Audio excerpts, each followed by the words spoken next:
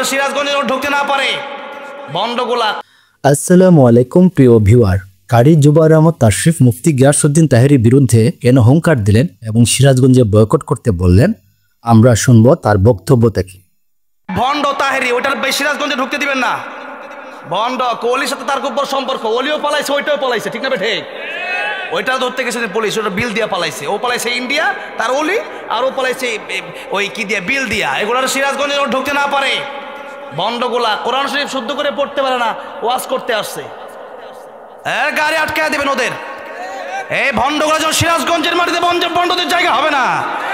একমাত্র হাক্কানি আলেমরা সিরাজগঞ্জের মাটিতে কথা বলবে।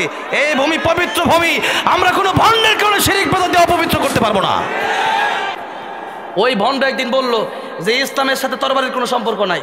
তা আমার নবীর হাতে তরবারি ছিল না? তুই তো সিন্নি খুর, তুই বুঝবি কি? হ্যাঁ, নবী সুন্নত শুধু মিষ্টি খাওয়ার নাম না, সুন্নত উহুদের ময়দানে গিয়ে পাথর খাওয়ার নাম সুন্নত। 27টা যুদ্ধে নবী নিজে অংশগ্রহণ করেছেন, তো আমি অংশগ্রহণ করি, তুমি আমারে জঙ্গি বলবো মানে? হ্যাঁ, 16 বছর 5 দিন বাংলাদেশে শেষ হয়ে গেছে। আমার ভাইরা, বলতে হবে, সবই বলতে হবে, মিঠাও বলতে হবে আর শক্তটাও বলতে হবে। সুন্নাত নয় শুধু দাওয়াতের মেহমান, সুন্নত পাথর খাওয়ার নাম, ঠিক না? ঠিক বলেন।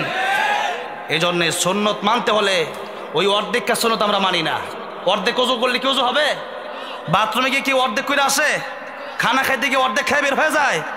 এরপরে ল্যাপ নিলে কি অর্ধেক না পুরোটা নেন? সব জায়গায় পুরোটা সুন্নত মানবো, পুরোটা।